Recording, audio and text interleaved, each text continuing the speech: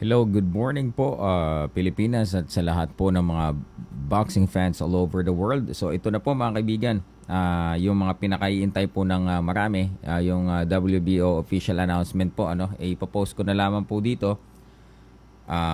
Actually medyo mahaba ito, no, but the other parts of it you can check it here naman. But dito na tayo sa may bandang part, may babang part kung saan makikita po natin yung pinaka nilalaman ng kondisyones ng WBO, mga kaibigan, regarding sa fight ng Paul Butler versus Agbenko at yun nga pong pagka-withdraw sa laban ni General Casimero, mga kaibigan. Alright, so dito po sa part na to, sabi niya, having considered the aforementioned circumstances and the conditions stated in the Casimero-Butler purse bid, proceeding minutes dated Thursday, October 7, 2021, this committee will authorize sanction for an interim WBO Bantamweight Championship contest of Butler and Agbenko.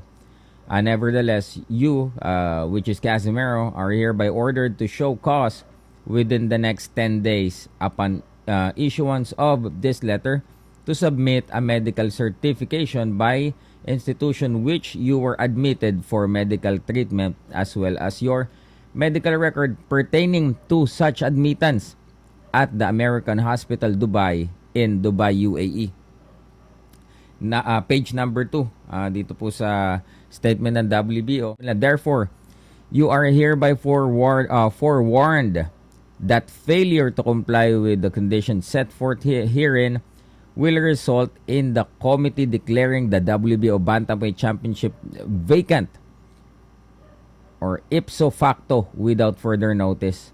Citation of hearing, and with the committee elevating the winner of the interim of the WBO World Championship between Butler and Agbenko to full status as the WBO Bantamweight Champion accordingly. So ano po yung sinasabi sa part na to, mga kaibigan? He has to submit proof na talagang yung mga katunayan o katibayan sa WBO, mga kaibigan, and WBO will review that. Meron din po yan mga experts, mga medical experts. Una, kailangan niya po magsabit nun ni General Casimero, kasi pag hindi po within 10 days, idedeklara daw pong vacant yung titulo. At so ito nga, no, sinabi nilang vacant, pero sinabi nila i-elevate din nila kung ito ay mangyari, hindi siya makapagbigay ng mga katibayan, i-elevate nila yung winner ng Agbenko versus Butler, yung full WBO championship na yon. Kumbaga parang ipopromote nila. Lastly, be advised that this committee reserves the right to issue all further rulings deemed necessary, helpful, or convenient to accomplish the purpose, policies, and intent of WBO regulations of World Championship Contest. So yung mga idol, ito po kasing laban ni Agbenko at ni Paul Butler, ito po ay magiging WBO interim na.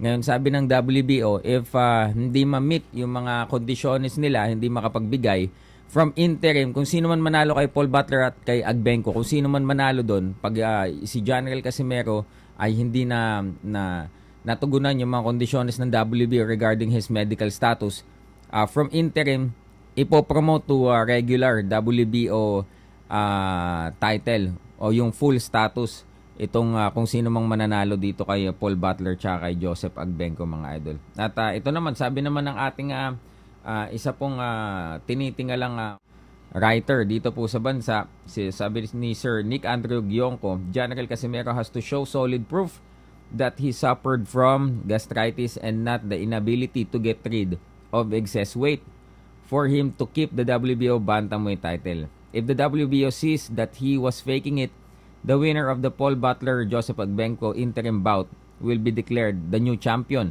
Casimero is given 10 days to present his case to the WBO. Yan po ay mababasa nyo sa tribune.net.ph. Ang title po ay Drama in Dubai. So yun po, yung mga nag-aabang ng WBO statement, available actually po yan online. At marami na din pong nag-release niya. Yun lamang po, magandang umaga po sa inyo lahat.